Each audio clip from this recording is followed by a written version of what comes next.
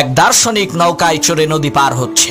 এমন সময় সে নৌকার মাঝিকে বলল, ভাই তুমি কি ভূগোল চেনো? তখন মাঝি বলল, জনাব, এই ভূগোল হইল ধনী মানুষের খাবার, আমরা হইলাম গরিব মানুষ।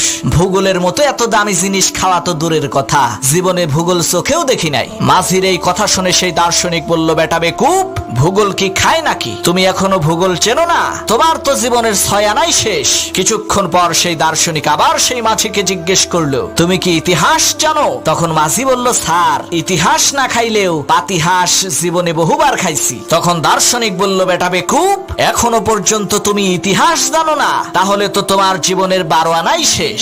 এমন সময় সেই নদীর মধ্যে তুফান শুরু হয়ে গেল। মাঝি তখন দার্শনিককে বলল, স্যার, আপনি কি সাঁতার জানেন? দার্শনিক বলল, না, তা তো জানি না। তখন মাঝি বলল, স্যার, আমার জীবনের 12 আনা শেষ হইলেও 4 আনা তো বাকি আছে, আর আপনার জীবনের তো 16 আনাই শেষ।